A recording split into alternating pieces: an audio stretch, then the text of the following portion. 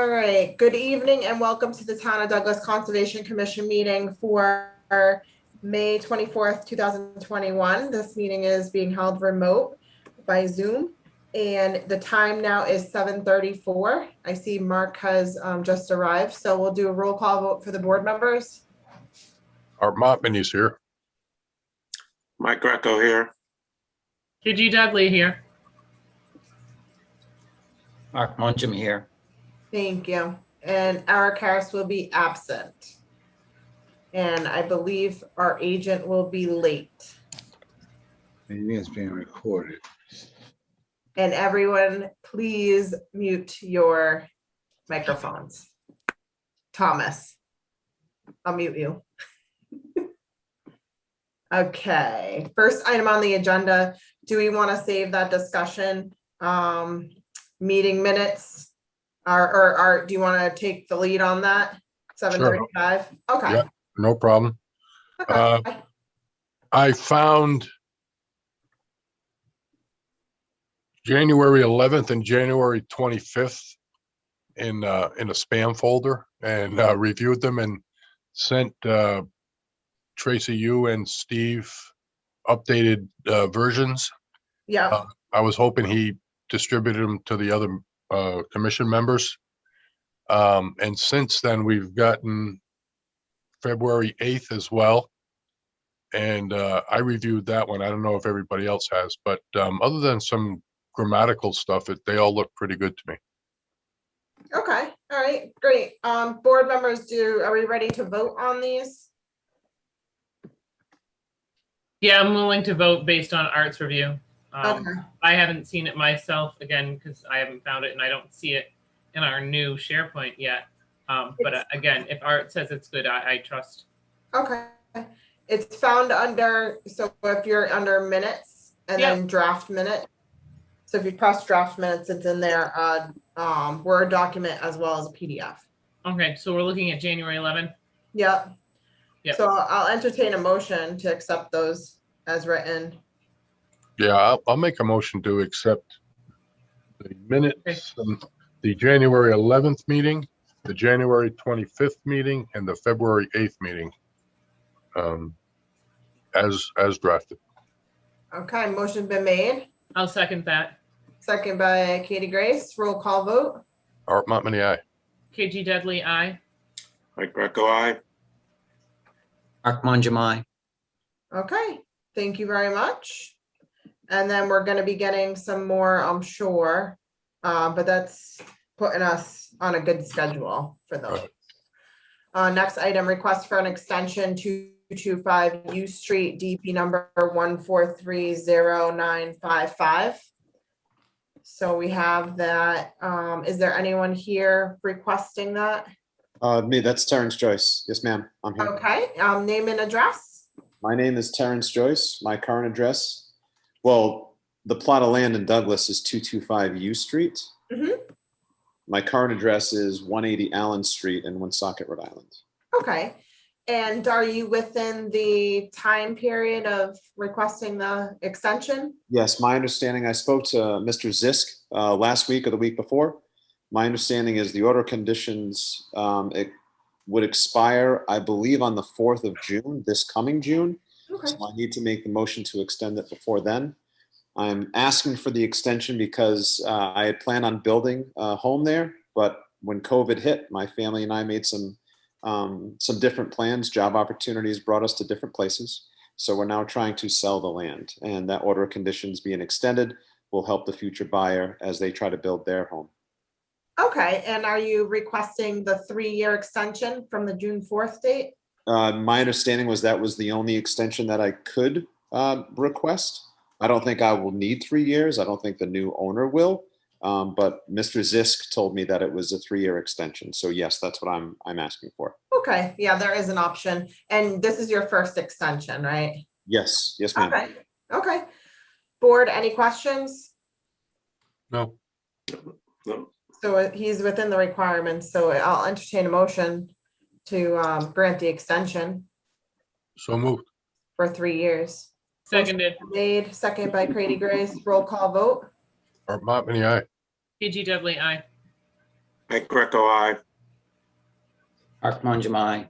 Okay, thank you very much. You're all set. We will sign that, and then you do need to get it recorded at the Registry of Deeds. Understood? Once you get the signed one.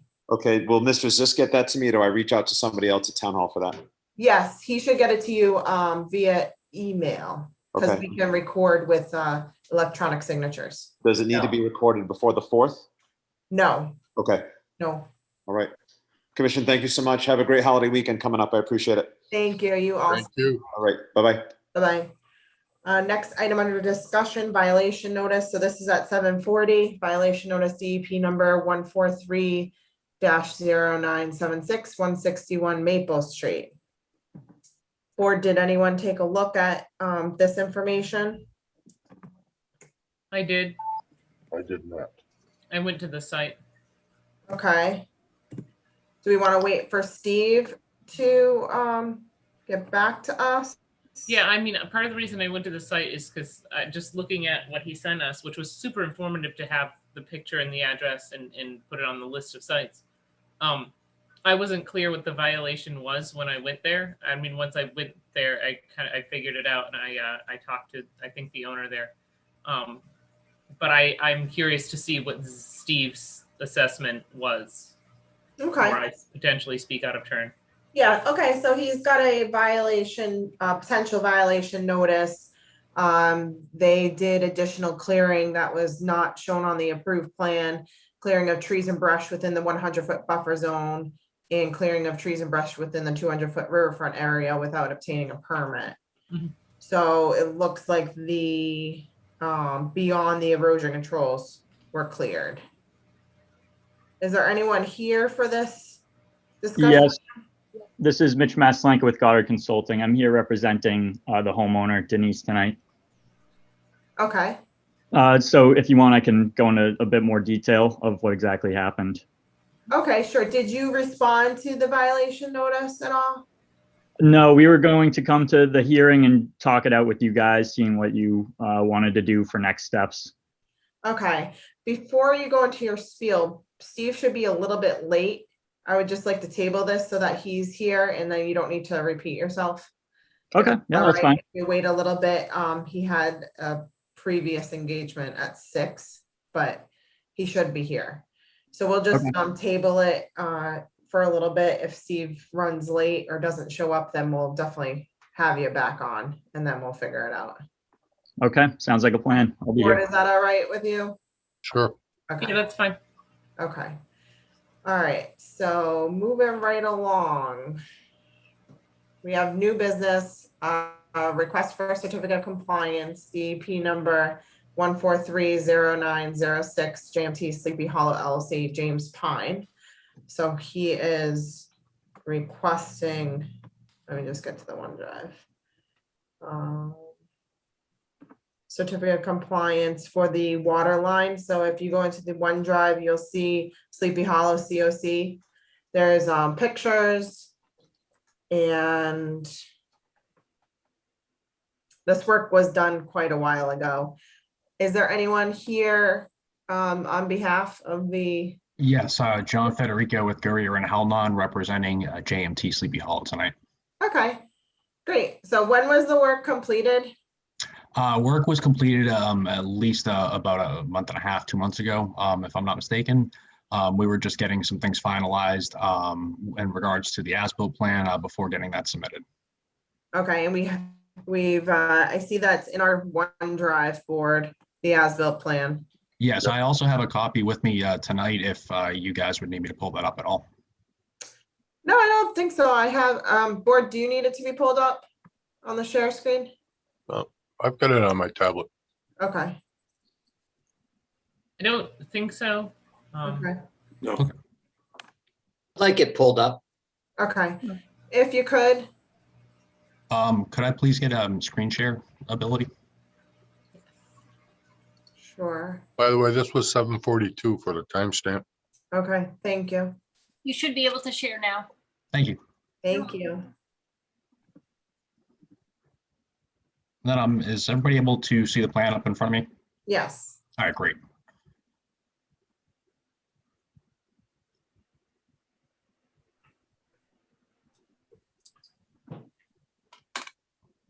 So if you just want to refresh the board's Yes. memory. on the crossing. What was proposed was a water main loop connecting Joseph Road, which is within the Sleepy Hollow subdivision, to Davis Street.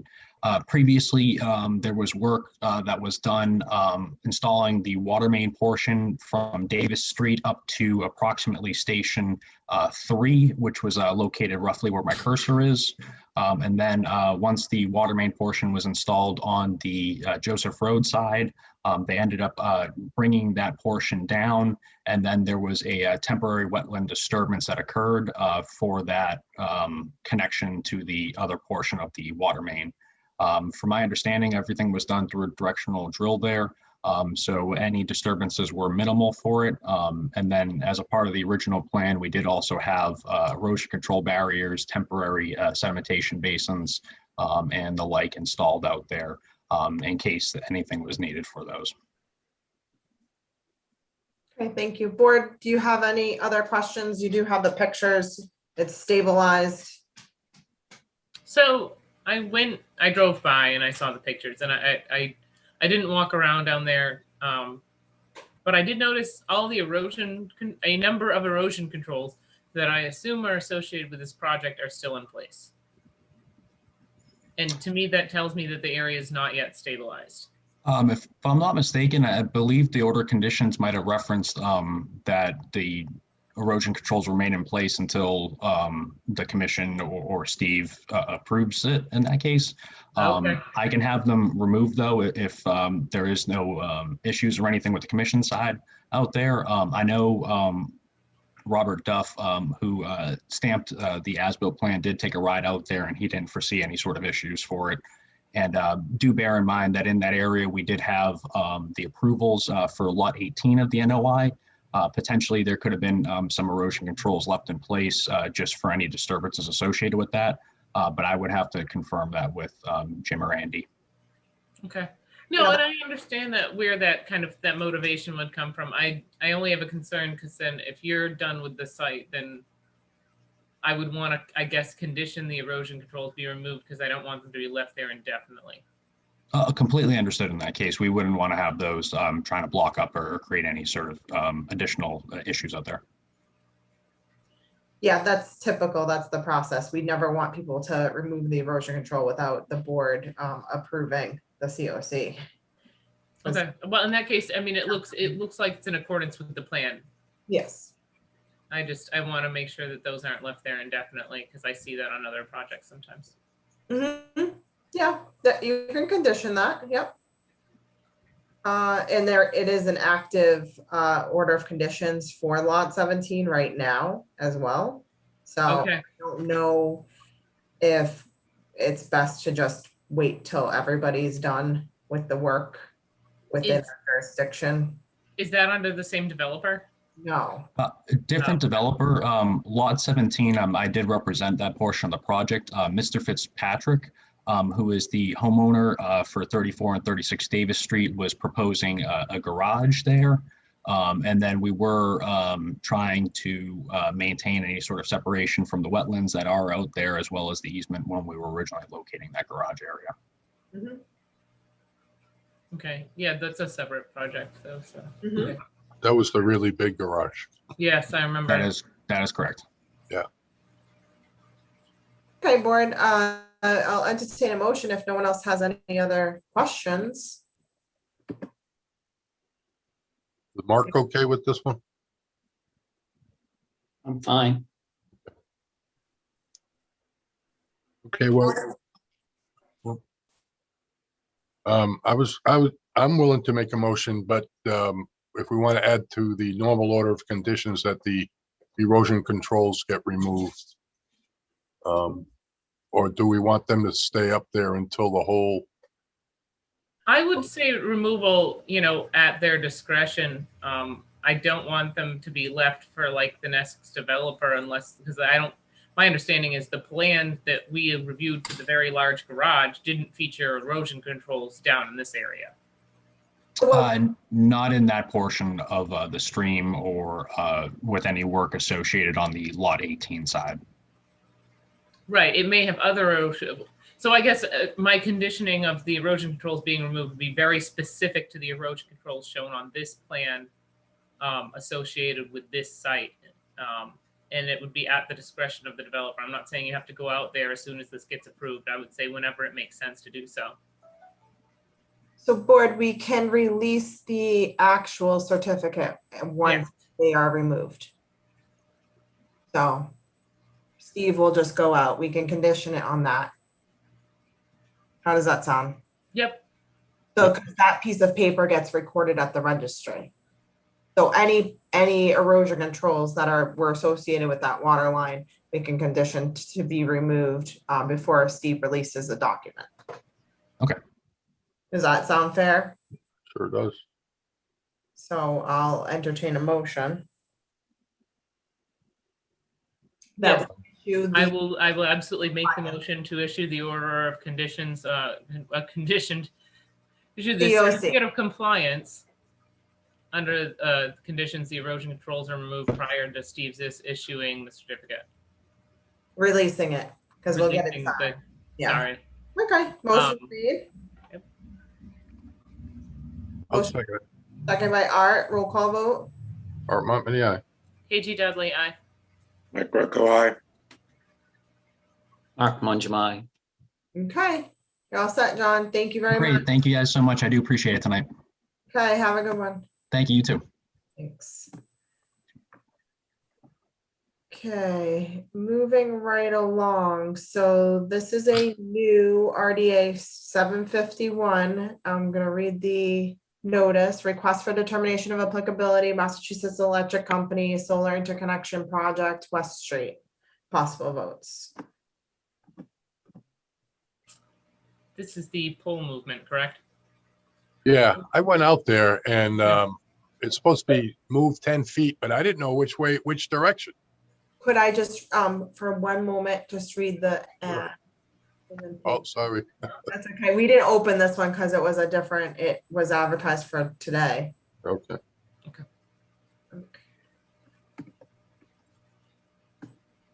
The Town of Douglas Conservation Commission will hold a public meeting for Massachusetts Electric Company on May 24th, 2021 at 7:30 PM in the Municipal Center, 29 Depot Street, for work to be done pursuant to the Town of Douglas Wetland Bylaw and the Wetland Protection Act, Mass General Law, Chapter 131, Section 40. The proposed request for determination of applicability work location is the roadway layout adjacent to 169 and 141 West Street, and the applicant is requesting permission to install one new distribution pole and anchor, relocate two existing distribution poles, and remove two mature trees. Public participation will be via virtual means only pursuant to Governor Baker's March 12, 2020 order suspending certain provisions of the open meeting law, General Law, Chapter 30A, Section 18, and the Governor's March 15, 2020 order imposing strict limitation on the number of people that may gather in one place. This meeting of the Town of Douglas Conservation Commission will be conducted via remote participation. Website for the meeting will be provided on the conservation agenda posted on the town's website at least 48 hours prior to the meeting. Copies of the request for determination of applicability may be examined electronically by contacting the Conservation Commission at 508-476-4000 extension 205. So who is here to present? Name and address, please. Heidi Graff, BSC Group, 33 Waldo Street in Worcester. Okay, thank you. Would you like to have a share screen? That'd be great. Yep. Okay.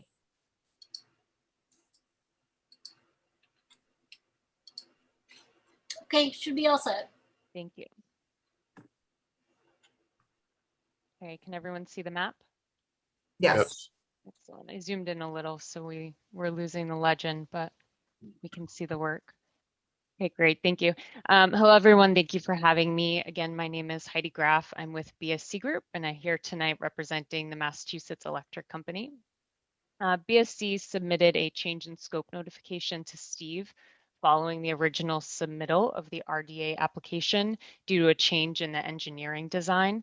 So I just want to point out the work that has been removed from the scope of work, which is the installation of a new mid-span pole, the 5250, and the relocation of pole 53. That also eliminates the need for the 2 tree removals that were associated with this new relocation down here. So the scope of work that we're asking to be reviewed is now just going to be the relocation of pole 60, which is right here. The RDA and the scope and the change in scope notification also included notification for exempt utility maintenance activities for the replacement of 13 existing poles along West Street within jurisdictional areas of the Douglas Commission. This relocation is part of a larger maintenance project to upgrade the distribution line in order to interconnect the new solar site on West Street to the distribution system. Due to the location of the access road for the solar customer, pole 60 needs to be relocated approximately 20 feet to the east. So this is the original location, and it's going to be moving down this way, and it will be within 10 feet of the roadway. The existing pole and the proposed location are both located within the locally regulated 50-foot no-build zone to wetlands and also within the 100-foot buffer. The vegetation work required for the new installation will be limited to cutting saplings and brush around that pole installation location. Sediment controls are proposed and they'll be installed prior to ground disturbing activities to avoid any impacts to adjacent resource areas. And the proposed pole will be installed by augering a hole approximately 6 feet deep. The pole will be direct embedded into the ground, and excavated soils will be used as backfill. Any excess spoils will be removed and disposed of properly, and the disturbed areas will be restored to pre-existing conditions to the extent practicable. I'd be happy to take any questions. Thank you very much. Art, do you know where she's talking Yep. about now? Yep, Okay. I appreciate moving it east. I knew I had to go west or east. Yep. I wasn't sure which direction. I went out there. There is an intermittent stream right behind there. Well, at least it's dry right now. Mhm. And if that area is not going to be disturbed, I think I'm okay with it. East makes sense to me. Yeah. Okay. Katie Grace? Quick question, where on this, there's 2 trees, mature trees being removed? That was part of the original scope before the engineering design changed. So those trees were further down West Street near where they were going to put the brand new mid-span pole and relocate pole 53. So they're not going to be adding this new pole 5250. That's not in the new design.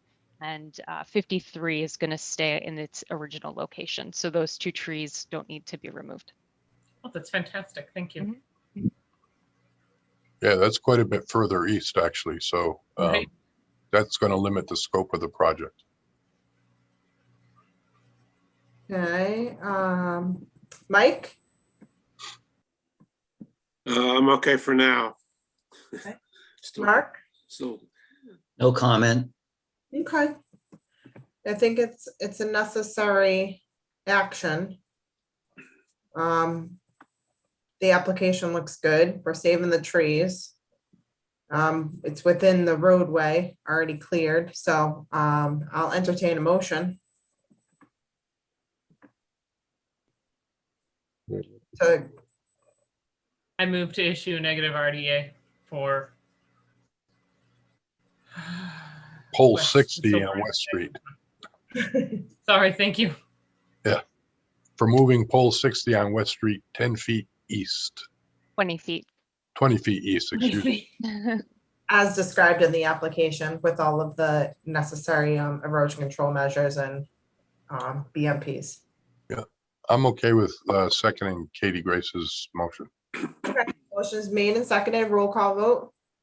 Art Montmany, aye. E.G. Dudley, aye. Mike Greco, aye. Mark Mangum, Okay, you're all set. Okay, thank you so much. The paperwork as soon as we can. Okay, have a good night. You too. Thank Bye-bye. you. Thanks. Okay. Next item on the agenda for 7:59. Public hearing, notice of intent, 36 Maple Street. Kevin Hart, possible votes.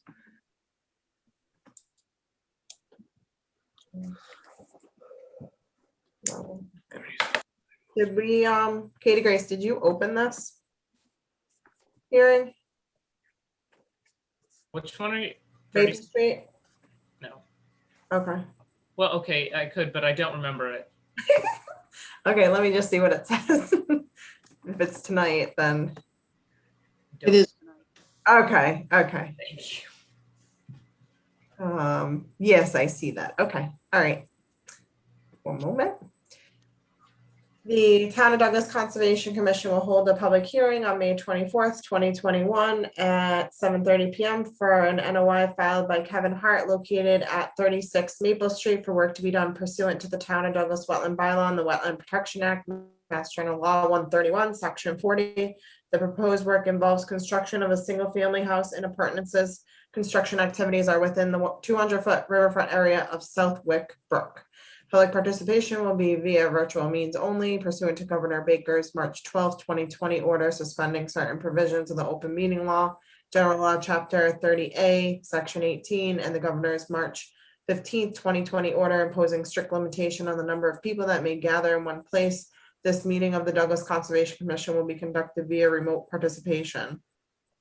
The public may participate, and the website for the meeting will be provided on the conservation agenda posted on the town's website at least 48 hours prior to the meeting. Copies of the NOI may be examined electronically by contacting the Conservation Commission.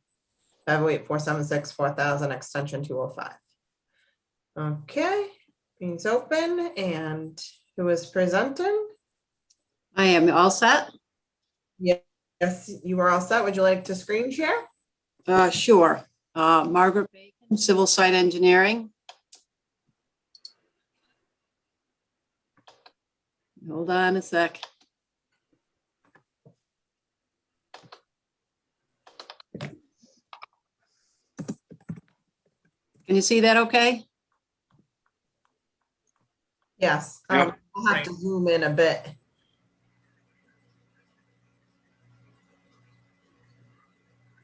How's that? A little bit better, maybe a More? little bit more for me.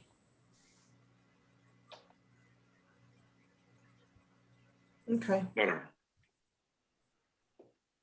Okay, to refresh the board, I'm representing Kevin Hart. And we were before the board maybe a month and a half ago with an RDA for this project. Because at the time we were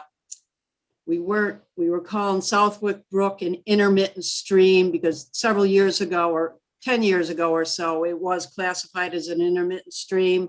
But since that has since expired, we didn't want to go through the whole process of, taking pictures and trying to reclassify it as an intermittent stream. So we just went ahead with a full notice of intent, calling that a river with the corresponding riverfront area.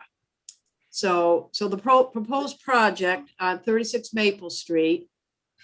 Here is you see this blue line right here. That's the 100-foot riverfront area. This blue line here is the 200-foot riverfront area.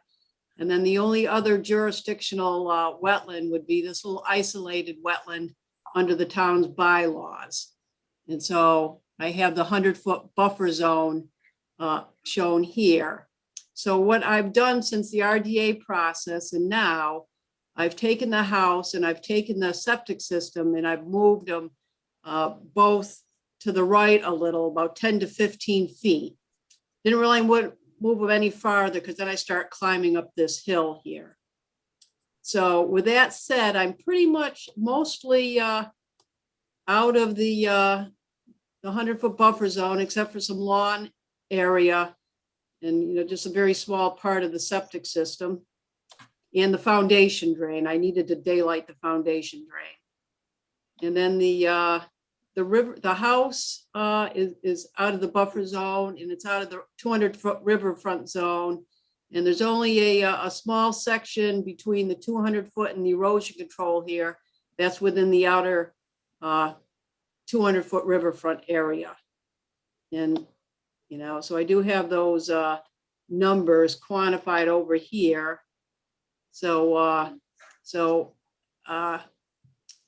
riverfront area, 0 to 100-foot riverfront, no impacts. 100 to 200 foot, it's 4,800 square feet. And per the regulations, you're allowed up to, I think it's over 7,000. You do the math and the 10%. So we're well under that. In buffer zone impacts, it'd only be for the isolated, the isolated under the bylaw impacts, which basically be a lawn area mostly. Do you have the number of total riverfront area square footage on your plan? I'm assuming it's 70,750. Multiply that by 10. So Yeah. But okay. I just don't see it, that's all. I don't have that off the top of my head, but Okay, and this was created before 1996? this lot, Yeah. no, I believe it was created after 1996. Okay, isn't it 5,000 square feet is the max anyway? Or 10%. No, I'm doing research. I'm listening. Both of those. I'm sorry, what was that? The maximum you said is 5,000? Yeah, after 1996. Okay, well, I'm still under that. I'm at 4,800 square. Yes. But I thought it was up to 10%, whatever is greater. Not for lots created after 1996. I thought there I'm was. pretty sure. Look it up. Well, either way, I do meet all that criteria. Probably will want it on the plan, Okay, how you calculated it. sure.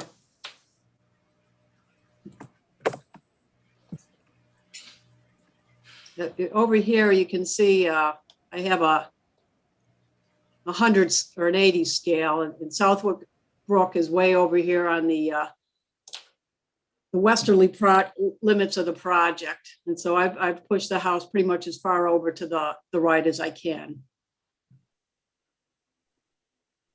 Okay. Board, would you like to start with questions? Sure. I guess my first question is, are they getting town water, or is there a well that I'm not seeing? Or is there a well right there? Well, Right there. Thank you. Right there. Right there. All right. Great. Right in the middle. Perfect.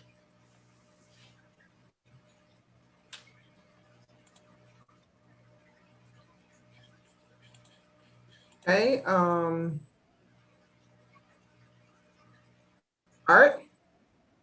I don't have any questions.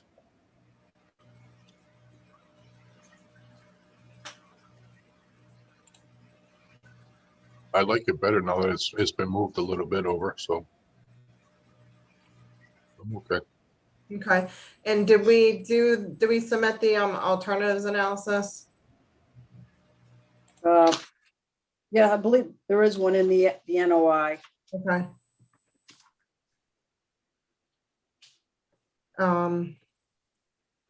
Yeah, I've got, within 200-foot riverfront area, issuing authority may allow alteration of up to 5,000 square feet or 10% of riverfront area within the lot, whichever is greater, on a lot recorded on or before October 6, 1997. Or lots recorded after October 6, 1997, subject to restrictions, or up to 10% of the riverfront area within a lot recorded after that. So we'll just need the calculation on there. Okay. I have one quick question, because I suspect that I'm correct. That driveway is along like kind of an existing cart path, right? Yes, there's remnants of one in there. All right. I thought I saw that too. I was going to recommend moving the driveway in a little bit, but I understand that you're dealing with some sloping and some grading over there. I like the idea of pulling it out of the riparian zone, but I mean, at the same time, you know, you're limiting disturbance. Is that a paved driveway or is that gravel? It's probably gonna be that crushed asphalt. Okay. But yeah, because of the grading right here, that's why I kept the driveway over here. Otherwise, there'd be a lot of cutting right there to get that driveway in. Right along here, there's like a little knoll here. So I tried to keep the driveway, the existing flat, and where that existing remnants of a cart road is now. For sure. Yeah, I can see that. Do we have a stockpile area designated? No, but we can make one. Okay. Then did you also, did you email Steve the green cards? Yes, I did. Okay, great. Art, anything? Nope. Mike, anything? No, I'm okay. Art, good. I mean, Mark? Is there a limit of clearing showed at the front part of the lot? No, I don't show that. Not within our jurisdiction. So the erosion control line would be our limit. Is that the limit of clearing? On that, The erosion control line? correct. I can talk to my client. He's not going to clear this hillside here. I can put a limit to clearing on there just for informational purposes. I think it's a lot better plan than what was presented the last time. I'm fine with it. Okay. This is a public hearing. Anyone in the audience have any questions or concerns in regards to this hearing? You could raise your hand or announce yourself, name and address.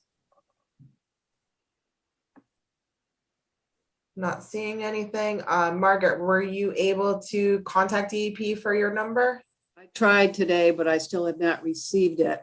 So what I'd like to request, I guess basically, I've got your comments. I'm going to submit a revised plan showing the stockpile area, limits of clearing, and how the riverfront was quantified. And I'm assuming then, just so my client can start, get ready, because he has been pretty patient for construction. It's just now a formality waiting for the DEP file number. So basically, Any comments that they would have to? right. But other than that, I'll address all your comments and concerns, and then just at the next meeting, hopefully I'll have that DEP number, and then we can close it. Yep. Yeah, and I'll try to get Steve to prepare the order. Okay. Okay, so board, I'll entertain a motion to continue this hearing to June 7th at 7 p.m. So moved.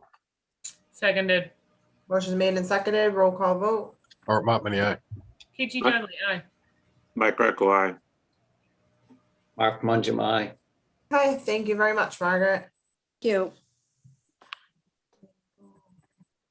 Okay. So next item on the agenda is 7:30 p.m. public hearing, notice of intent, lot number 3, Ledgestone Road, map 109, parcel 16.2 At 8:13. at 8:13. Thank you very much.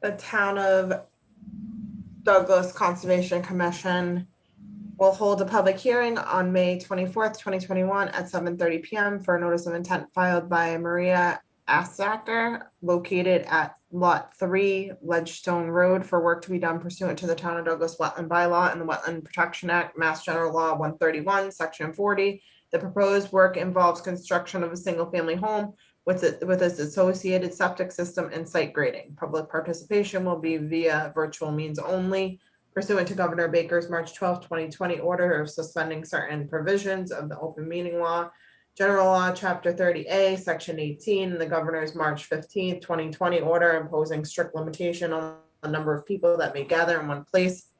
This meeting of the Douglas Conservation Commission will be conducted via remote participation. Public may participate. The website for the meeting will be provided on the conservation agenda posted on the town's website at least 48 hours prior to the meeting. Copies of the notice of intent may be examined electronically by contacting the Conservation Commission at 508-476-4000, extension 205. Okay, who is presenting for this? My name is Raouf Mankaris with Alpha Omega Engineering, and I'm representing the client for the project. You want me to share my screen or? Yes. We can share your screen, Cable.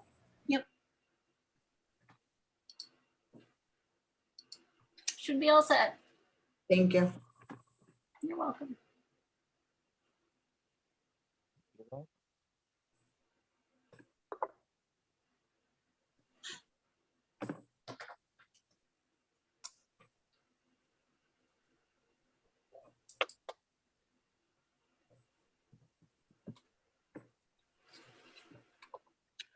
I had trouble viewing this one. It would only stay open on my machine for like a minute. I mean, a couple of seconds, and then it would fade away. In the OneDrive? Yeah. There was a colored plan, and it would open up and then close right away. So I wasn't really able to review it. Interesting. Yeah. The screen? The plan or the NOI? The plan. Plan.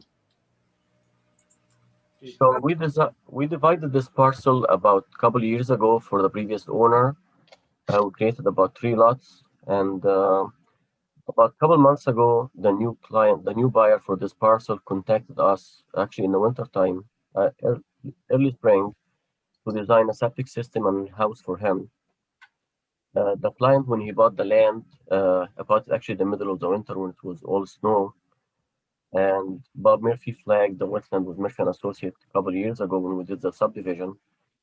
And when we went to do the topography survey of the septic, we noticed that there is a lot of trees missing on the property, and some of them actually in the wetland. And we informed the client that there are some activities were done on the site, and we don't know if it was done with the knowledge of conservation or not. And the previous owner said that the state cut those trees and we bought it from him, and the town knows about it. Just giving you some knowledge about what's happening on the site right now. However, what we have right now is based on the existing condition of the site. We reflagged the wetland again and relocated the wetland. The proposed house, part of the proposed house is outside the wetland. The driveway is completely outside the buffer zone, and part of the septic system also is outside the buffer zone. We're keeping everything outside the 50-foot buffer, and there is also an endangered species line shown on the plan, but all our work is outside that. Other than that, we're not touching anything in the 50-foot buffer, and due to the ledge on the side right here, and also it's thinned in this area right here, so we're trying to keep the house as far as possible from the ledge and also as far as possible from the wetland. And I think that's what we have for you right now. That's the best way we can do it with the current conditions. Okay, so as far as the clearing, what were you saying that there may have been a violation? Well, we don't know because it was done when the previous owner, Mr. Cahill, used to own the property, and he said that there were a lot of trees marked, and the state bought the trees from him, and the state is the one who cut the trees. We don't know about that, the facts, but we informed the current owner, and he said he talked to the town, and Mr. Cahill said that the town knows about it. Okay. But my client doesn't know anything. When he bought the land, it was all snow, and he didn't see anything. Okay. So where is the closest clearing? You said it was in the wetland. all over the property. Yeah. All over the property? see if Steve has a bit. Sorry, I don't mean to interrupt, but I mean, No, see go if ahead. Steve has a video. I went there as part of the site walks on Sunday, and I didn't realize that they didn't have a previous order for the clearing. But yeah, the whole area has been cleared, like beyond, especially over to the right of where the ledge is shown, where it's like it's here? already cleared beyond where the limit of work for this project would be. It's cleared like like up where that proposed well is. Oh, And I understand if it's from a previous project. I'm just telling Tracy for your knowledge. Like I said, I would have assumed there was a previous permit or something on this lot because it has been cleared. And particularly, you know, on the right side of the property where you are within the wetland, 50-foot wetland, it looks like they've definitely cut down mature trees. Okay, Hi Tracy, I'm on the call. I know, yes. Why don't you take it away with the, Okay. specifically with the clearing? Yeah, I have to check the records. To go back. It looks almost to me, it's a forest cutting plan that was done years ago within the last 3 or 4 years. And they probably didn't flag those wetlands when they did the forest cutting plan. Because it's not clear cut. I think there are still some trees standing here and there, but it's, I don't know if the owner knows or Bob knows if the previous owner knew if he filed with the state DEM for a forest cutting plan at DCR? You mean? what's that? DCR? Department of Environmental Management. Oh. I called them DEM. They might be DCR now. Yeah, well, that's, I think it's, that doesn't matter. Okay.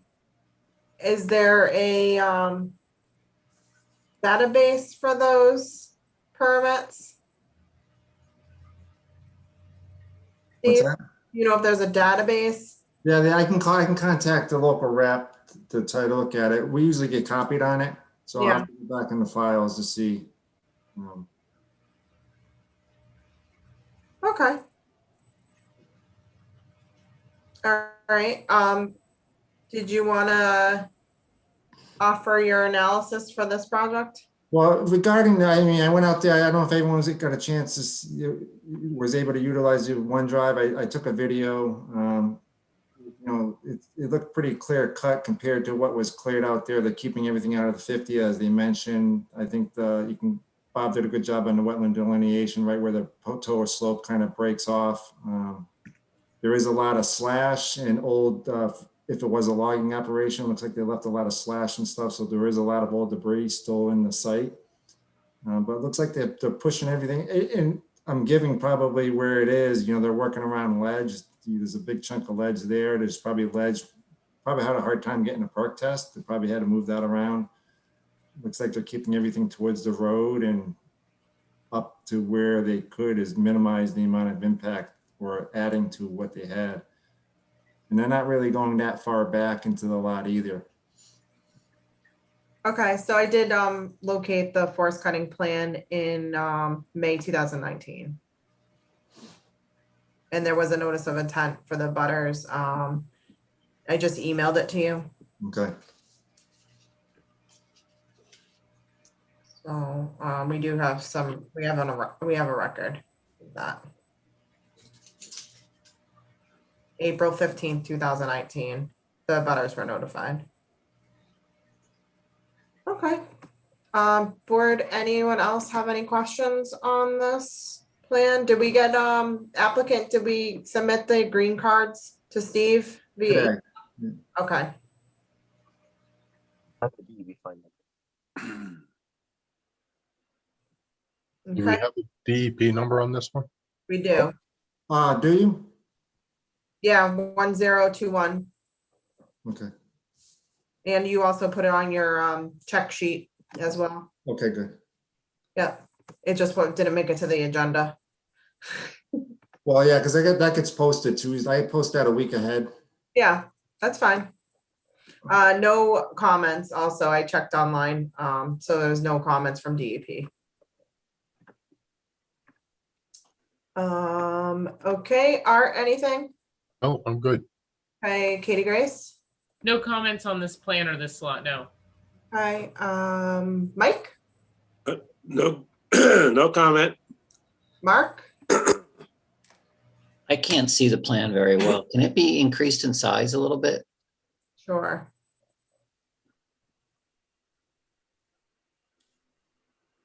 Oh, that helps a lot. Keep it going, yeah, get a little bit closer so that we can see the limits. Can you do a, yep, maybe one more?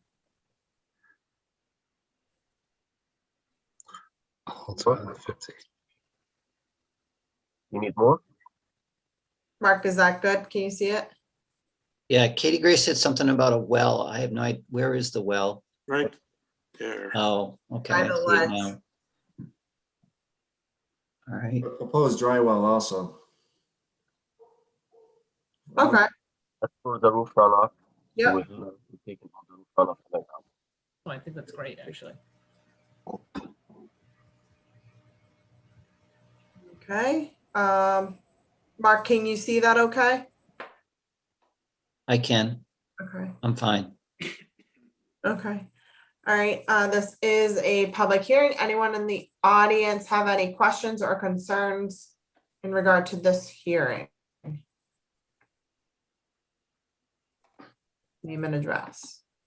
Anyone? Not seeing anyone. Board, Move we close the public hearing. motion made, Seconded. seconded, roll call vote. Art Monmany, aye. PG Dudley, aye. Mike Greco, aye. Mark Manjamai. Okay. The hearing is closed. Would somebody like to make a motion to issue the order of conditions? So moved. Mike's made the motion, Second, seconded by Art, roll call vote. Art Monmany, aye. PG Dudley, aye. Mike Greco, aye. Mark Manjamai. Okay, thank you very much. Have a good night. Okay,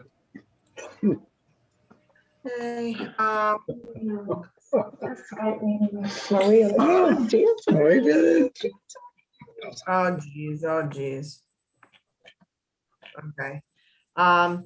Steve, since you are here, could we go to the potential violation discussion item Sure. for 161 Maple Street? Yep. Okay, At 8:27. 827, thank you. Yeah, so I was out there doing a routine inspection. They pretty much finished up they had people familiar with the site. The house is constructed. They had a replication area that they let go in, and they added a detached garage. So I was out there. I knew they pulled a permit, so I went out there. And when I went out there, it's probably been about a couple of weeks between my previous visit, and they ended up clearing a significant portion of the area within the riverfront area, and maybe some in the BVW and outside of the limit of disturbance. So let me see if I can bring up the folder. This is still an active order, right? It is. Okay. Where is this? This is Maple Street. 161 Maple. Right. So let me bring up this picture.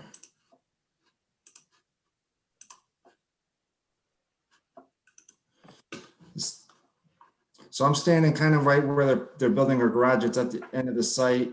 And so here's the limit of disturbance. There's a perennial stream that runs down through here. There's actually probably a little bit of floodplain, and they've cleared, all this was cleared outside the jurisdiction of the commission. I mean, outside their approved area. Okay. The owner does have a representative here. Mitch, if you want to go, name and address for the record. Yep. My name is Mitch Maslenka. I'm a wetland scientist at Goddard Consulting. Our office is in Northborough, Massachusetts, 291 Main Street, Suite 8. So, so the homeowner, she had a unfortunate misunderstanding with the engineer who had put out some upland flags throughout that area along the boundary of the clearing. Those flags were put out just as a general upland area where the engineer said she could cut a path through that upland just for recreational purposes to, access some other portions of the site and get back to the river. And the homeowner, she mistook that and thought that entire area could be cleared. So that's what she had some of the workers go out there and do. She had them clear the whole back area there. I did some measurements, and it's about a 11,000 square foot area back there that was cleared. No mature trees were taken down. That was an area that was a thicket of very young white pine and sweet pepper bush and yellow birch. So what remains out there are those mature trees and some ground cover like grasses and ferns and Canada Mayflower. So that is what happened out there. So we ceased and desisted on all work occurring out there. The homeowner had no intent of building anything. It was just more for recreational purposes that this was done. So that's why we came to the hearing tonight, to discuss this with you and see what your future actions are going to be. Thank you. So I'll speak for myself. We need a plan. We need to see exactly how much was disturbed for the records. This may require an amended order of conditions if you're pretty close to finishing the original scope of the original order, then we can close that out and you can file a brand new one. I don't know why we would go beyond the erosion controls, which were serving as the limit of disturbance. Not really sure why that happened, because you would have to hop over that area. And then as far as the alternatives analysis, do you know how much was actually proposed to be disturbed for front area? On the original? You're muted.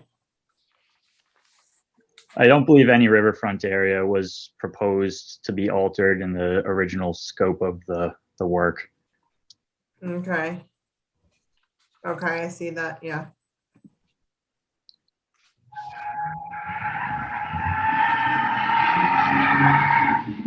Okay, Steve, Yep. what do you think? Who is noisy here? Sounds like chickens. What are you thinking, Steve? Well, I kind of like your scenario. I mean, I gave them a verbal and then a written cease and desist. So it looks like they adhere to that. They brought in their consultant. I like the line you're going down to get more, if the definitive plan, to see exactly what the violation, the extent of it was before you can move forward. I would recommend pulling out the seated area and any other area in there. I'm not sure if they had any immediate recommendations to pull the wood chips out and stuff to get some vegetation growing, since it's the prime growing season, to get some of that stuff regenerated right away. I don't know if we should do any activity until we have a plan, until there's a clear understanding. Right. And then we need to see if the board would allow some of the alteration, because the Wetlands Protection Act does allow it. So I just would have to see the calculation of the riverfront area on the lot as compared to what was actually disturbed. And we got to go through that whole thing. Well, I agree with you, getting the plan to see what they did. Yeah. So, Mitch, board, anybody else? Comments, questions? Yeah, I went on the site and I just wanted to call out it. You know, I could see that any of those large mature stumps looked like they were already down. So I can see that there weren't too many mature trees. But I mean, I think I saw a couple of trees out there that might have been, up to 10 inches. Or between 3 and like 8 inches, let's say. I mean, I didn't bring a measuring tape with me. But I mean, overall, yeah, there's no mature, like full scale trees cut down. There's the trees that are there, look like they were left on purpose. I'm a little concerned for the stability of the soil with the vegetation having been cut. And it looks like there was a machine that was used for the cutting of this brush. Whatever machine was used on the site had a tire width approximately as wide as my foot is long. So it did get dug up a little bit. So that's a concern I'd like to see. I mean, I guess I predict Steve responding that we don't need replanting or reseeding because everything will probably grow back on its own. But because of some of the disturbance in here, I almost would recommend some reseeding or replanting. Agree with you, Tracy. We'd need to see a plan. I'm going to assume, or let me put it this way. If the mulch that's here came from the brush that was cut here, then I don't have an issue either with the mulch. Yeah, I maybe would like to see less of it on a plan. But the idea of the mulch, if it's local, is fine. I would have issue if the mulch was brought in, like if it was purchased from another location, then I would say, gosh, they should pull the mulch out. But if the mulch is really all the mulch is just from trees that were cut down or during this process, then I don't have a huge problem with the mulch. It's going to help, contribute nutrients back into the ground. But definitely would like to see a plan where whatever path that becomes part of this plan, if there is a plan to have a path down to the riverfront area, that this path doesn't be nearly as wide as it is, and doesn't, kind of cover as much of the space it is. Because to Steve's point, I'd like the idea of pulling some of the mulch out or back or respread, because this is preventing growth in a fairly wide swath down the middle here. I can trust that the areas around the edges, even though it's a lot of cutting, I can trust that these shrubs are going to go back pretty quickly. But I would worry about the ability of the wetlands to be reestablished on the path. Another concern that makes me lean towards recommending a plan that involves replanting or at least reseeding is my fears that this could grow back in with invasives. I would hate to see this grow back in with, especially in the further uplands area, with like a bittersweet or what's the other? There's a Multiflora rose. Right. There's yes, for sure. There's a handful of invasives that we see in environments like this that may already present in small amounts in the area, and a clearing like this would just give it an opportunity for invasives like that to thrive. And while that may not happen, maybe I'm wrong, who knows? I'd like to see a plan that potentially invites plantings that would give the native species a jump start in reestablishing this area. Again, I agree with Tracy. I think we need a plan. I'm just saying those are things I'd like to see on the plan. Okay, and then as far as the pathway, board, if you could be thinking about if that would be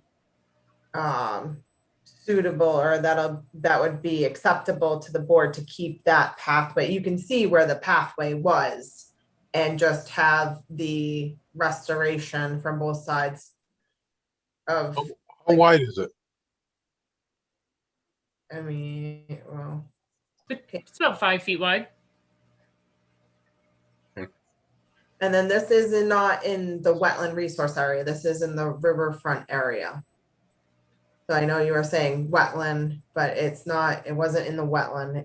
It's in the riverfront. So it's. I'm looking. I've got the plan open as well. It's okay. It's not within the wetland, but it is within the 100 of the riverfront area. And wetland, And the isn't that a wet area? Isn't that a pond?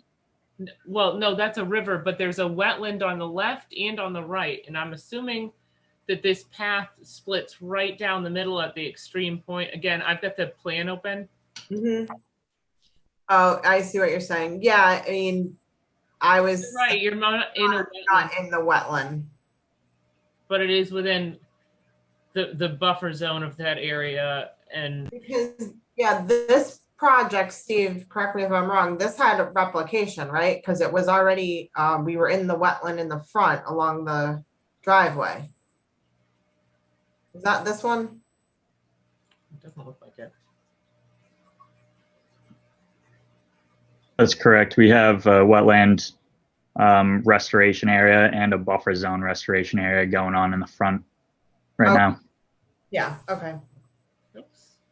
Okay, so yes. And I don't know when this law was created, but I hope that you can make it within the requirements of the Wetlands Protection Act. So, anyone else on the board have any comments or questions or concerns or? I think that from what I'm hearing, the area wasn't grubbed, right? It was just cut. Is that correct? Hi. Yes. So Sorry, go ahead. yeah, so everything, the small brush was cut. It used to be about 5 to 15 feet tall. All that was cut and shipped, and then all that mulch was from on site, and it was spread throughout the area. I think it'll grow back, but I would agree with KG that I think that we need to be careful and make sure that maybe we are replanting it in areas so that it doesn't become impacted by invasives. And then I would prefer to see the walk path made of chips removed and distributed around the site. I've not had good luck with getting any kind of revegetation in areas that you have a dense amount, a dense thickness of chips. So I think they should be removed. Okay, do you think you can file for the June 21st meeting?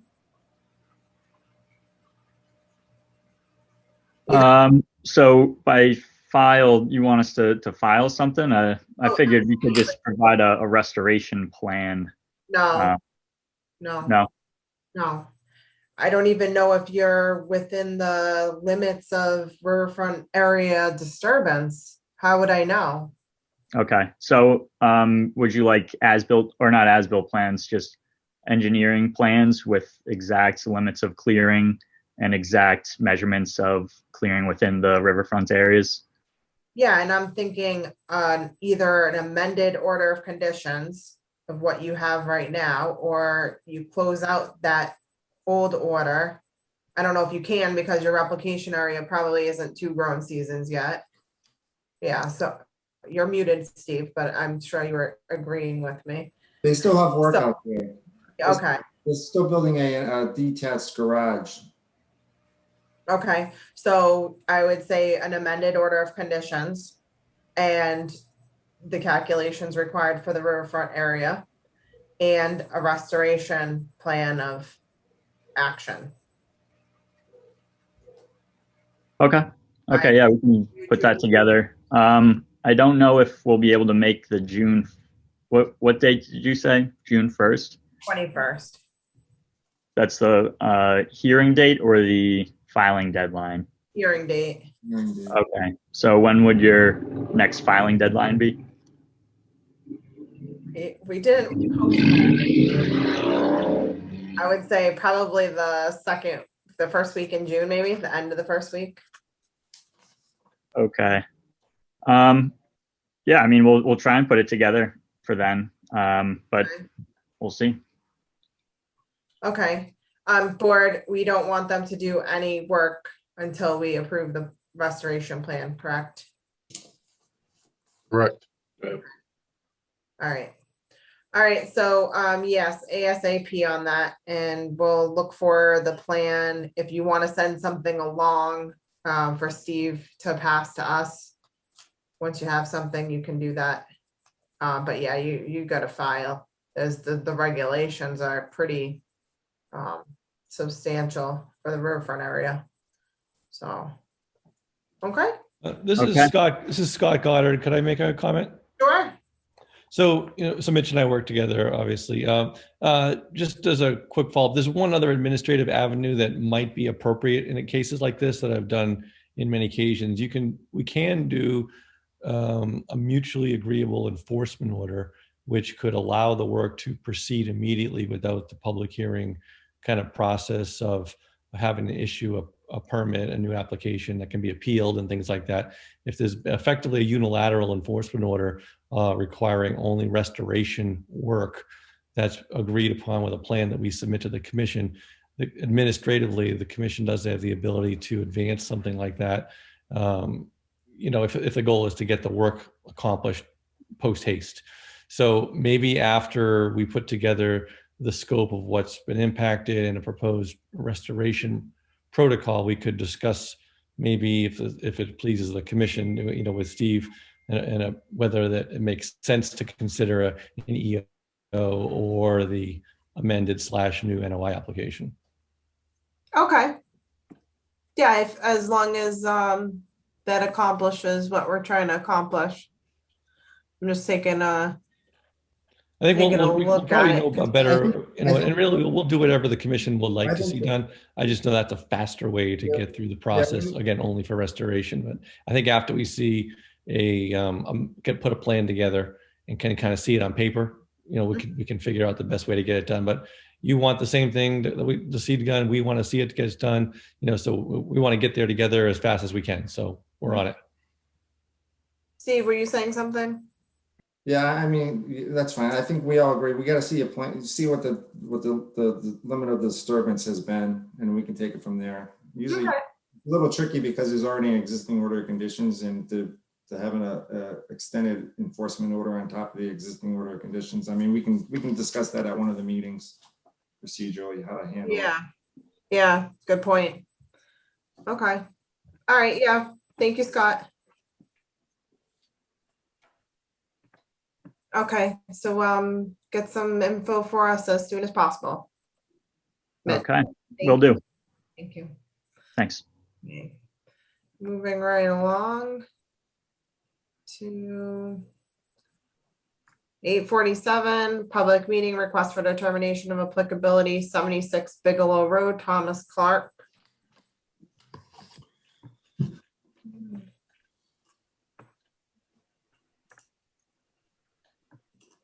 Oh, hello, Commission. One moment, please. Okay. You need to read your ad.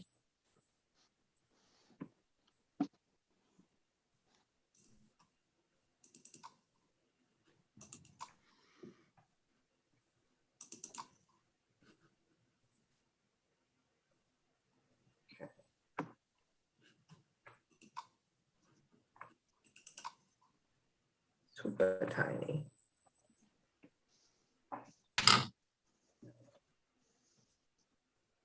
The Town of Douglas Conservation Commission will hold a public hearing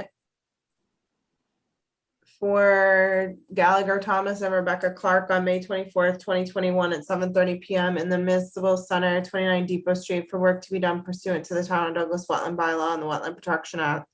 Mass General Law 131, Section 40, request for determination of applicability, work location, 76 Bigelow Road, and the applicant is requesting permission to build a 10x7 shed with an attached 10x12 covered seating area.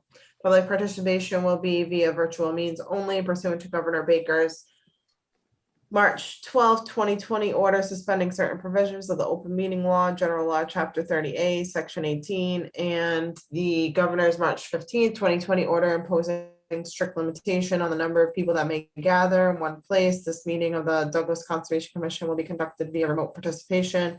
The website for the meeting will be posted on the conservation agenda posted at the town website at least 48 hours prior to the meeting. Copies of the outbuilding plans may be examined electronically by contacting the Conservation Commission.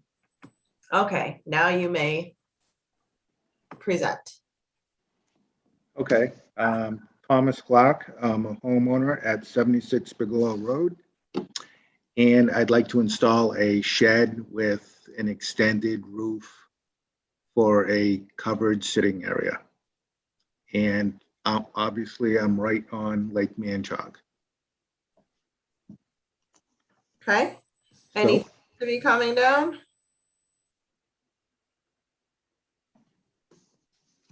Any trees to be cut? no, that disturbance is very minimal. I think the only groundwork we're going to be doing, we propose to do is 12-inch sonotube for the shed. And so you'll be using a machine or hand digging it? Hand digging. Okay.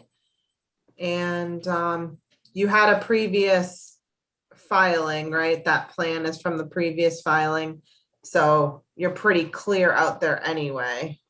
Right, that cleared area there was a previous shed. Okay.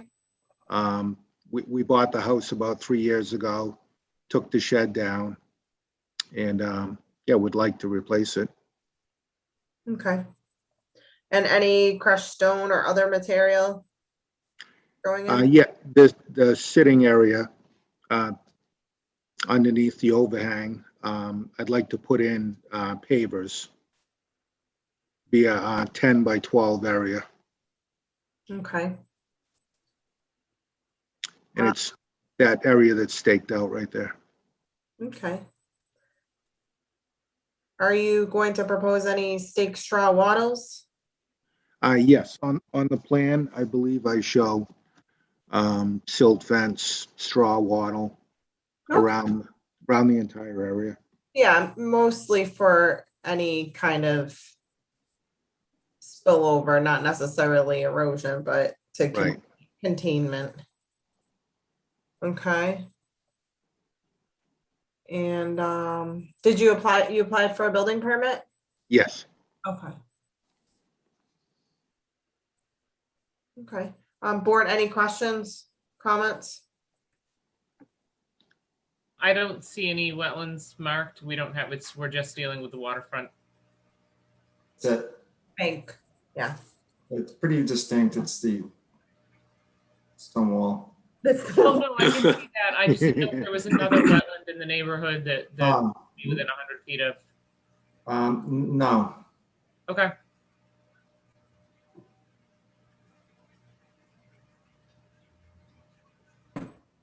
Art? No, I think I'm okay. Okay, Mike? Me too. I'm okay. Mark? Nothing for me. Okay, I'll entertain a motion.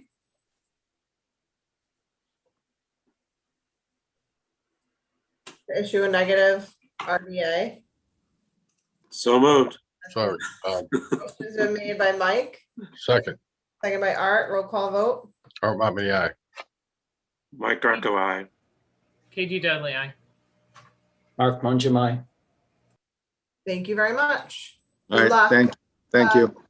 Let's, you're gonna wait for your paperwork, but let's, you can install the erosion controls and call Steve to go and check them out, take a picture for us. Okay, will do. Thank you. Bye, Thank you. Tom. Bye.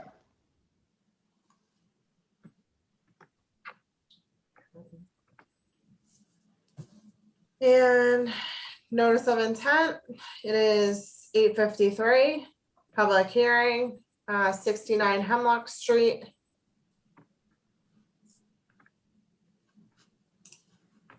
Let me just get the legal notice.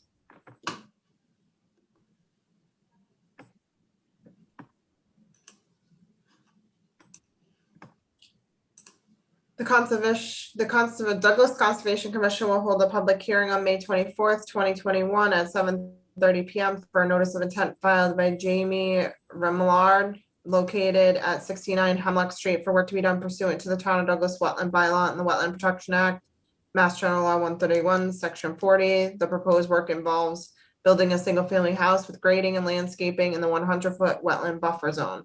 Public participation will be via virtual means only. pursuant to Governor Baker's March 12, 2020 orders of suspending certain provisions of the open meeting law, general law, chapter 30A, section 18, the governor's March 15, 2020 order imposing strict limitation on the number of people that may gather in one place. This meeting of the Douglas Conservation Commission will be conducted via remote participation. The website for the meeting will be provided on the conservation agenda posted on the town's website at least 48 hours prior to the meeting. Copies of the notice of intent may be examined electronically. So, who is presenting? Name and address, please.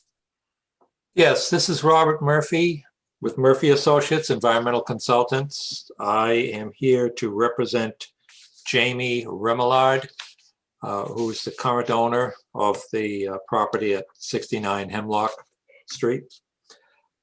As you can see on the plan, we have a bordering vegetated wetland with an intermittent stream all along, basically all along the bottom of the plan.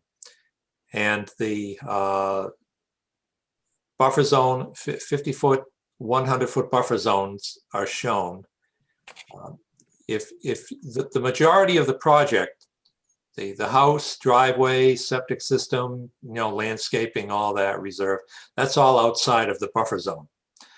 The reason we're filing is because there is an existing building, an old house that is to be removed and properly, raised with the correct permits. There's an existing barn which is to remain. They're currently doing some work inside of it. There's no real work outside. They put a roof on it because the roof was in bad condition, and they're trying to salvage the building as much as they can. That's to remain pretty much as the way you see it. There is a path. It's an existing driveway to the property that has been used in the past. That is not going to be used as a driveway. The path will remain just because it is it's a path. That's pretty much the way it's going to stay. As I say, the real work within the buffer zone is the building to be removed.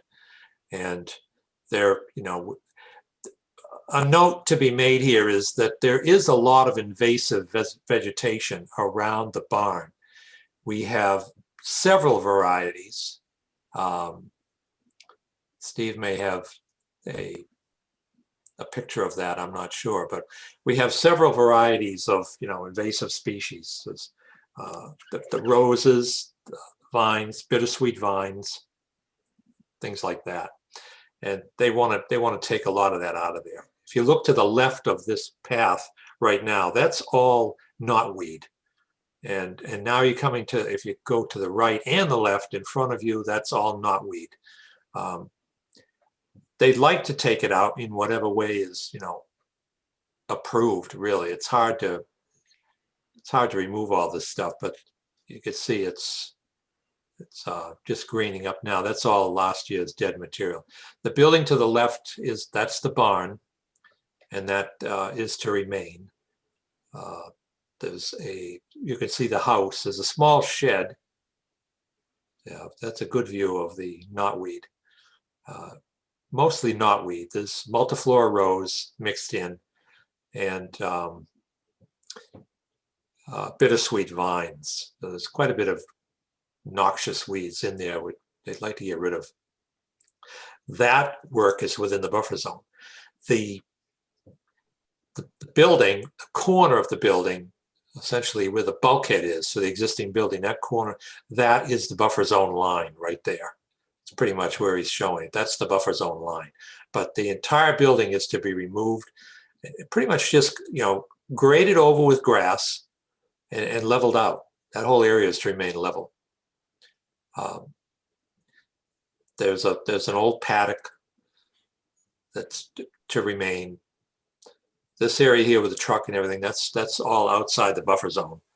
But what you're looking at now is where the new driveway is proposed to be. Let's see, there is a well, there's a drilled well on the property. right there in front of, between you and the building. Yes, that's an existing well. It's been tested. It's a good well. We're going to keep that. That's outside the buffer zone too, but I just thought I'd mention it. A lot of you see the grading, the path to the right there, that's just a graded area. That's going to remain pretty much the way it is. And all these open areas are going to be vegetated. The Remolards plan to have a couple of horses in a fenced-in area with a paddock, and they'll be using the barn. So this area is all going to be grassed in, basically for the horses. The level area that you're looking at, there was a fence there, but it was rotten. It kind of fell down. That will be replaced as a paddock. But that basically is a description of the site. A couple of points to be made here. I don't believe we have a DEP file number yet.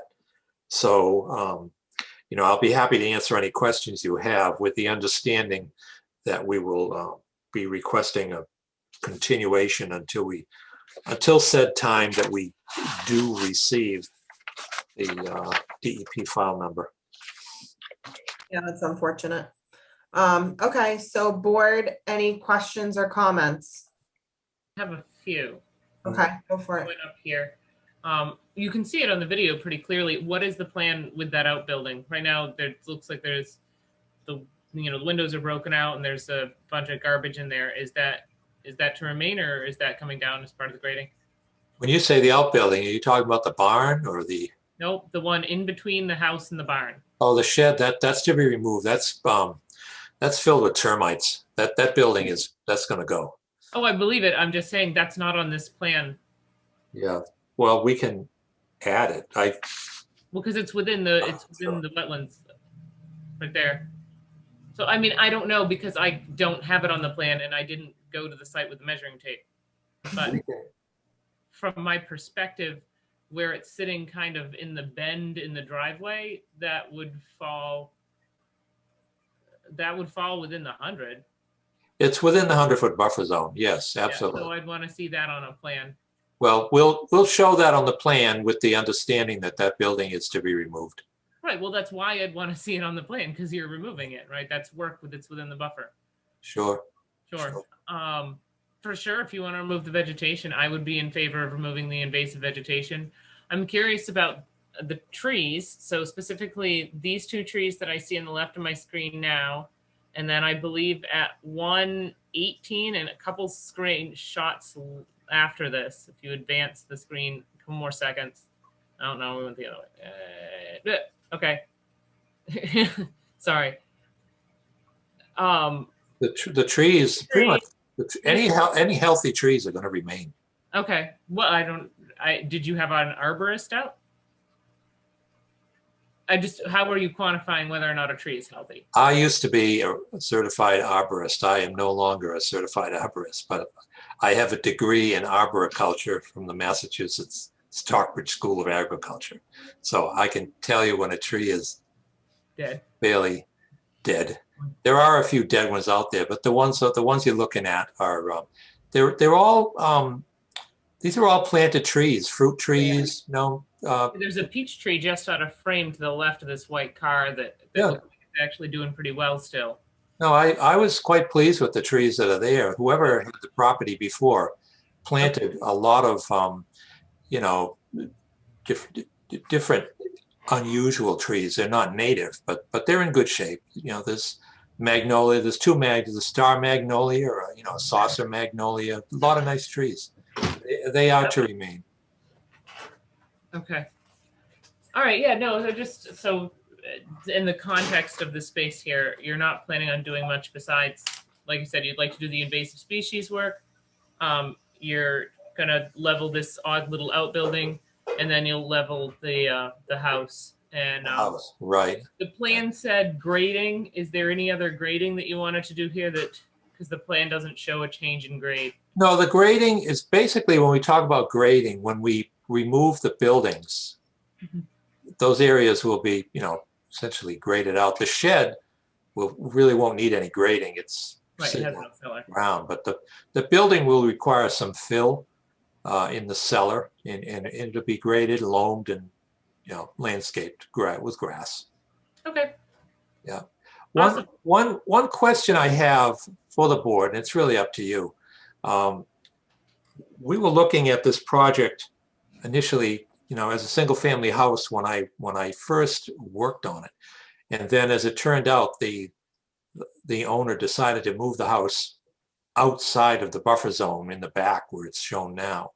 And the septic system and everything are outside. So I was curious if we could consider this as a minor project, just because the fees for a minor project are $400 plus the $500 for the state and town. So it's $900 already. So we were curious if we could consider this to be a minor project instead of, a full major project. That would affect, basically it would affect the fee. I don't believe DEP will allow that. They've been catching that single family category 1. I think he's looking just under the local bylaw. Yeah, it's the local bylaw. The DEP single family house we filed Okay. as that. The local bylaw had a it had a substantial fee for a single family house. So we figured if we went from 800 to 400 with the minor project, it would still be a filler. It'd still be like with advertising and fees, it's over $1,000. How does it read? Basically, I'm just getting the fee schedule right now. actually, I'll take a look at that too.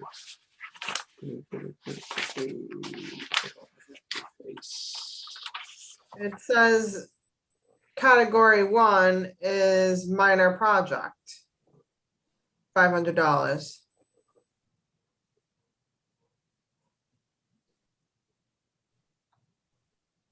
Was it 500 or 400? 400. Oh, did we go? Okay, I'm just looking at the markup one. Yeah, the category 2 is a single family dwelling. But I'm saying category 1, it would fall under category 1 yeah, minor project. as a minor project. Yeah, so that would be 400. So we have no issues with that. What were you saying it was? Well, when we originally looked at it, we thought that it was going to be 800 because of the single family dwelling. But the single family dwelling is outside of the buffer zone. I mean, it's board. I think it's the category 1. I would agree. I mean, well, okay, so I'm confused. Why isn't this part of the conditions for the rest of the lot? I think they just inadvertently. I think they inadvertently filed it as a category 2 by mistake, and since he already filed it, I asked him to come and just clarify with the commission that I agree. I think it's a minor project, and so I just said because he already filed the paperwork under the local bylaw that basically it's a demo of a house and there's a minor grading. I don't think it is really a single family dwelling category. Well, it's involving accessory structures too. He filed because he procedurally filed it as a category 2 and submitted the paperwork. Procedurally, I just wanted to get it on record that we all agree it's probably a minor project. Okay. That's board, you okay with that? Yes. Minor project 400? Yep. Okay. I'm okay with it. I did go out there. I didn't have the tape measure either, but Katie Grace kind of took some of my thunder there, but I had some of the same questions. There is a shed in between the house that's to be raised and the barn that you could tell was in pretty good shape. So I'm glad they cleared that up. There is quite a bit of distance from where the existing house is to where the proposed new house is. So I can see how that would be outside of the, we can consider it a minor project because it's far away and it's nowhere near the jurisdictional lines. It's actually a nice lot. they've opened it up quite a bit. And I also agree with, I saw the knotweed. It is all over, especially close to the road. It'd be great if they could get rid of that. Yeah. Okay. Mike, anything? Nope. Mark? I'm good. Anyone in the audience have any questions or concerns? Not seeing any. I entertain a motion to continue the hearing to June 7th at 7 p.m. So moved. Motion Seconded. seconded, roll call vote. Mark Mopney, aye. KG Dudley, aye. Mike Greco, aye. Mark Manjamai. Thank you very much. We'll see you, Robert, next time.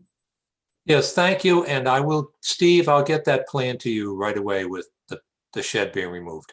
Bye, Bob, thanks. Okay, take care. Good night. Night. Their old business at 9:10 p.m. NOIDP number 1431020, public hearing continue, notice of intent, 35 Wall Street, Anthony and Denise Brookhouse. Name and address for the record. Hi, good evening. This is Tim McGuire, wetland scientist from Garter Consulting, address 291 Main Street, Suite 8, Northborough. Would you like to walk us through the changes? Absolutely. Could I do a quick screen share of the plan? I think I need permission for that. Yes, Cable can take care of that for you. Great, thank you. All right, good evening, everyone. Since we were last before you, we've made some slight changes to the plans in regards to comments from the commission. So at this point, we've satisfied all of the comments from the peer reviewer, Art Allen, and we've got his approval. There was only one administrative item that we needed to rectify, and that was just unchecking the box on the WPA 3 form that indicated there was going to be impacts to wetlands to this proposal, which in this most recent iteration, as I will articulate now, we've removed all wetland impacts from the project associated with the boathouse here. So if you remember from last week, the boathouse as proposed on heliopiles was, or as previously proposed, was shown over a small triangle of wetlands here, impacting 65 square feet. We've now engineered it in a way that it is completely outside of the wetlands. And I believe that's the only major change to these site plans. And that should hopefully address the previous concerns from the commission. Did you move the gravel drive? Mark Allen is on, I believe. I don't believe there were changes to the gravel drive itself. Is that correct, Mark? Actually, no. Mark Allen with Allen Engineering. We actually did have to move the gravel drive about 5 feet north on the page due to the relocation of the shed. The shed or the boathouse is going to be significantly smaller than the previous boathouse and have significant jogs in its size and shape. But yeah, that resulted in moving the shed, moving the boathouse further away from that triangular wetland, which pushed the gravel drive about 5 feet northeast or northwest on the page. Thank you. Yeah, thank you, Mark. And there was also one thing I also forgot to add that was now updated in the cover letter for the submittal. Previously, we had just proposed the removal of this fill pile and just allow it to revegetate. But per the request of Art Allen, we're now supplementing that with a wetland seed mix to be planted in the area where it's going to be removed. Okay. Board, did we get a chance to review Art Allen's response letter, the last one? Yeah, I took a look at it.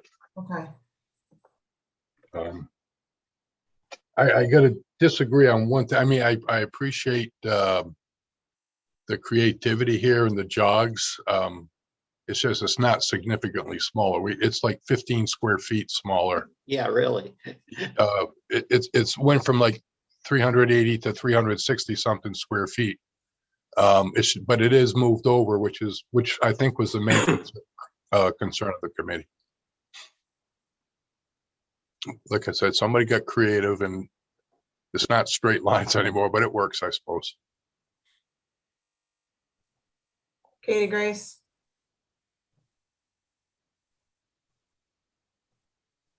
Yeah, again, the outside dimensions aren't smaller. In fact, some of them are larger 21, 17.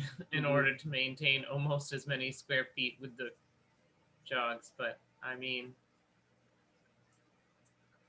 it's technically on the edge of the wetlands now, so concerns are addressed. Will they be able to construct this without going into the wetlands? Yes, the applicant knows good framers and good lumber cutters that will be able to get every jog exactly where it is. We will stake it out. We will as-built it to make sure it's in complete conformance.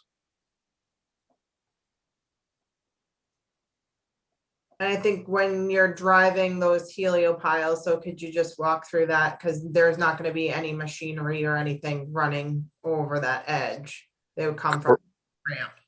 Correct. I don't know if the commission was privy to the heliopile demonstration video that the applicant provided, but heliopiles are basically it's like a corkscrew, a manual corkscrew that you sort of screw into the ground, and then once it's screwed into the ground, the platform sits on those piles.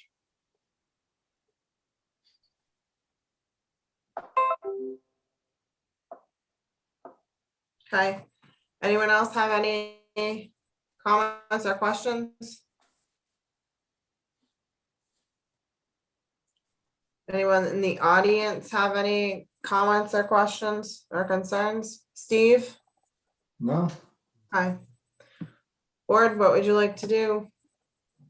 Are we just talking about the boathouse or anything else on the plan? Nothing else was changed from the last time. I might ask, how is the 2-to-1 slope being finished? It's going to be finished with loam and seed, and in order to protect the wetlands or the 25-foot no disturb from any erosion during construction, we're going to double line that with the double row of erosion control. But it'll be loam and seed. Can we move over to that section, please, Tim?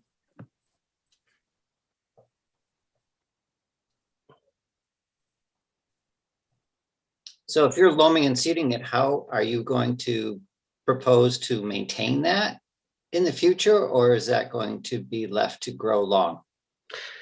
It'll be up to the applicant and their landscape team. I would think that it would probably grow long and leave the top edge, sort of an edge of lawn, and then the wild grasses just to kind of take that slope. But you don't know that for sure. I'd have to ask Tony what his thoughts are, but I think it's going to be per or as you know, as the site progresses, how he feels as if it can be maintained. I've seen 2-to-1 slopes maintained all the time with grass cutting, but again, it's basically the limit of work that we're concerned about, and we don't want to put any impervious surface, i.e., trap rock or riprap stabilization along that slope. We feel as if it can be maintained with loam and seed. Whether or not it be tall grass or short grass is sort of to be determined in the future. Is that to be irrigated, do you know? I do not know at this point. Is there any irrigation to occur on the site? Do you know? There will be irrigation on the site, yes.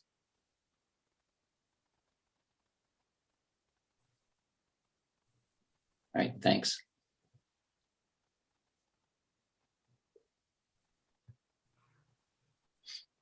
Okay, board. If we're done with the questions, I'll entertain motions. Move to close the public hearing. Motion's been made. Second. Seconded by Mike. Roll call vote. Mark Motman, aye. KG Dudley, aye. Mike Greco, aye. Mark Mongemai. Okay, thank you.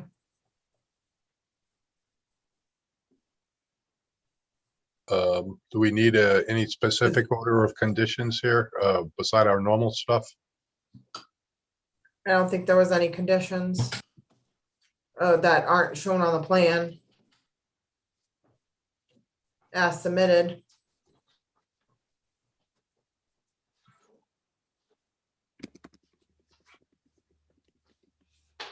Move that we issue the normal order of conditions for 35 Wallace Street. I think that there was one waiver requested also. Uh, If we back up for a second for the 25-foot, no, 50-foot no build for local bylaw. If you want to make that motion first. Looking at my notes here.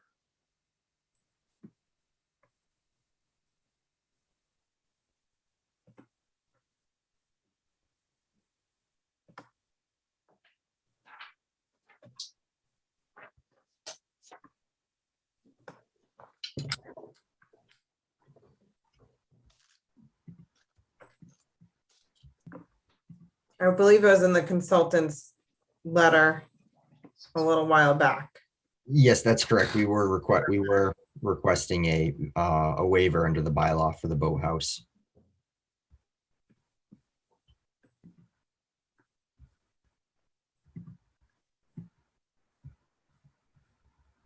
Do we need to vote on that separate, Tracy?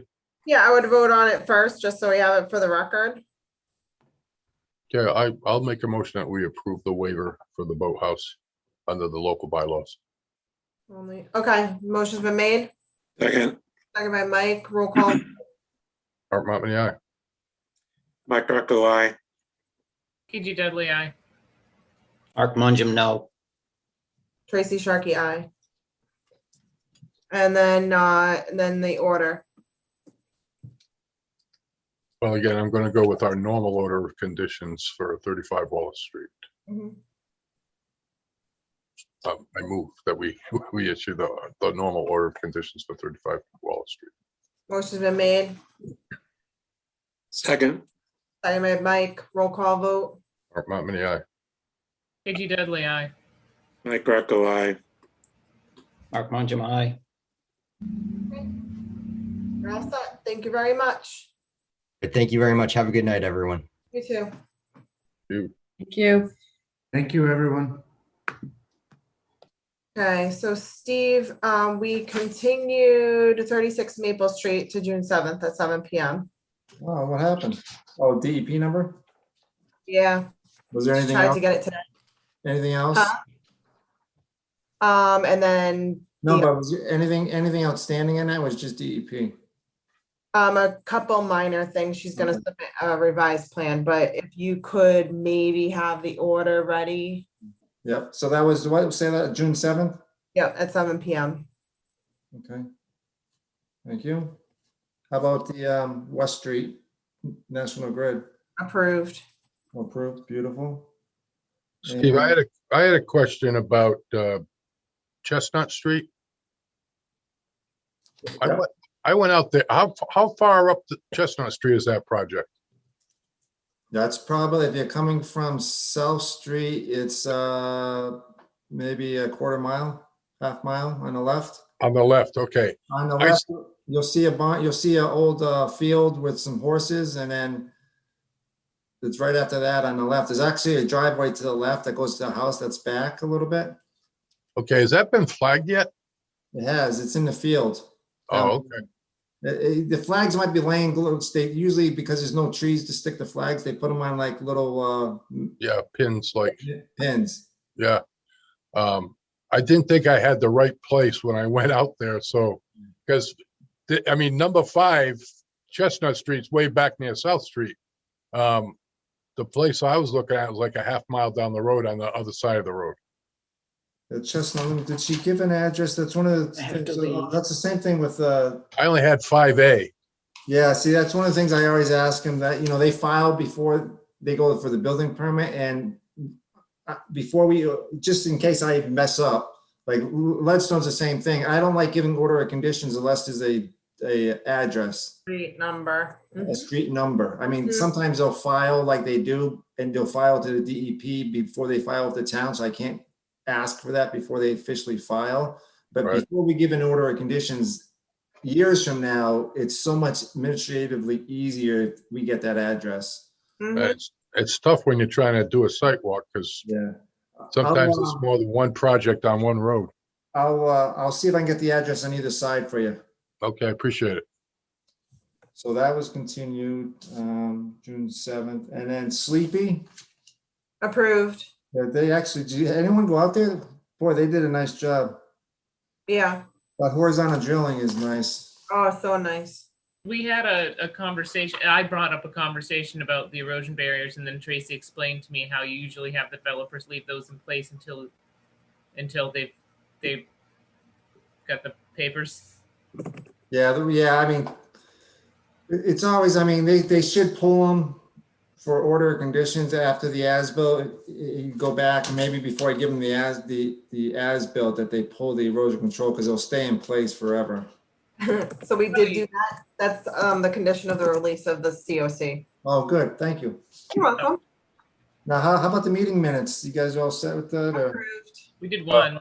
Well, yeah, we did 3 of them, but we're a long way from being all set. But I understand she's a little wordy. Maybe I'm not sure how to say it, but she could be a little more concise, and maybe it won't take her as much time, and she'd be able to knock these out a lot faster. She doesn't have to go verbatim, you know. I mean, I think, at least it's my opinion, give so the public in the future could read it and get the gist of what was going on is probably good enough. Which one was approved? All of them. January 11th, January 25th, and February 8th. All right. Okay, so I did a little chart. Yeah, I saw that. That was good. That was helpful. Thank you. And everyone got the OneDrive? Yeah. Oh, good. And did you like the video only sections or anything else that make it easier to? I mean, I tried to do, because I knew I wasn't going to be here. I was going to be late or I'm not here at all. I tried to do that site reconnaissance map. I don't know if that was helpful to give just an executive summary. It wasn't the full thing, but it was more of a That's quick. my favorite. Yeah. What was it? I took the map and I got in my car and I went to all the sites in Douglas. It took me, I don't know, it only took me like 2.5 hours. I didn't walk out on all of them. I walked out on the violation and I walked out on the Hemlock Street and I went out on Ledgestone. And oh, good. Other ones, like I either just drove by them and looked at the map and said, yeah, I don't know what I'm going to see that's going to change my opinion. Do you like it? Having that map was just like fantastic. Do you like it the way it was with the little couple of pictures and then the plan underneath it, or you just want the map? Yeah, it did. It definitely helped me. So I had a real hard time figuring out what lot 3 was in Ledgestone because it didn't have signage. So I guessed, and based on tonight, I definitely guessed correctly because I clearly remember the clearing area with the pile of ledge in the corner. So yeah, no, the couple of shots helped dramatically. Okay, great. I'll do that. I'll keep that up then. I like all 3. I like the list, I like the map, and I like the pictures. Okay, good. Thanks. I gotta be honest. Sorry. Wait, did we lose Mark? Yeah, he had enough of this stuff. Okay, yeah. So upset about this boat shed. I'm sleepy as well. But boy, we did a great job tonight. Right, Steve, we missed you. But That's all right. My daughter's more important. She got an all-star award, so I had to go watch it. to her, congrats. Family comes first. But just real briefly, I'm probably not going to make the July 12th meeting because family comes first. The youngest one's getting married in upstate New York, so yeah, finally get them all married off. But I'm coming home that day, and I don't know if I'll be back from Lake Ontario by then. So congratulations! Don't count on me. So if I can make it, I will. That's the July 12th one. We'll try not to schedule. We'll try not to schedule anything. Well, thanks. Appreciate. Geez, so we got a lot of things accomplished. Oh. Yeah. I think we're in a rhythm now, so. so I think we shouldn't be too I had another concerned. question. Tracy, are we going back to live meetings? I saw that email from the state folks. In June, they said no more remote meetings for conservation commissions. Was it MACC? Yeah, I don't know the lady's name that sent it out. Yeah, Steve- what is it, the 16th? Yeah, it was the middle of the month. Over. Yeah, the state of emergency. Yeah, I mean, that's up to the board. Yeah, the board, it's up to the commission if you want to continue doing it the way you're doing it. Or... It says COVID ends June 15th along with virtual meetings. Yeah, that's what I saw. The virtual Is that meetings. was- mandated? It's looks- the passage of bills allowing remote meetings by commissions, blah, blah, blah, pass the word. So there is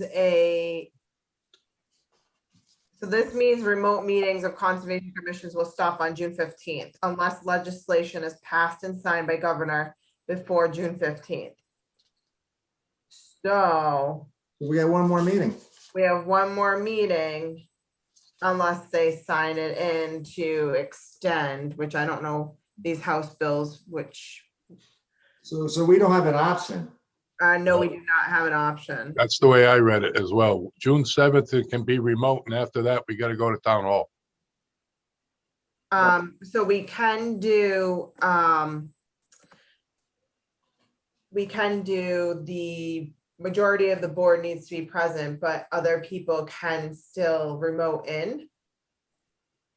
So that is an option, Steve, since you're not a member. So, and then as long as we have 4 people present, then the rest of the people could remote in, 2 people. Well, could- the issue is going to be. Can we get a bigger room? Well, that's what I'm talking, exactly, all right. So is that room available Probably not. on Mondays? I mean, we'll have to see. I'll have to talk to Chris Furno, see if it's booked or not. Okay, and we should probably book it to the end of the year. I agree. Well, I have all the, I booked all the Zoom meetings for the end of the year. Yeah, So- well, we can do Zoom. I mean, for planning board, we're on Zoom also. All right, you're doing both. So, I mean, And let me pick your brain. Going on Amazon. So what was the limit on the new camera? Does anyone remember offhand, or I have to look at the minutes? $10. Sold. I forget, to tell you the truth. yeah, you'll have to double check. You think I'm jittery now? Yeah. It was pretty substantial. 400, Okay, I'll take a look. 500, 4, Yeah, 5. 400, I thought. Okay. Yeah. All right, board. Well, thank you. Okay, 9:32, I'm going to make a motion to adjourn. Motion's made. Seconded. Second by Katie Grace. Roll call vote. Art Monmany, aye. Katie Dudley, aye. Mike Greco, aye. Tracy Starkey, aye.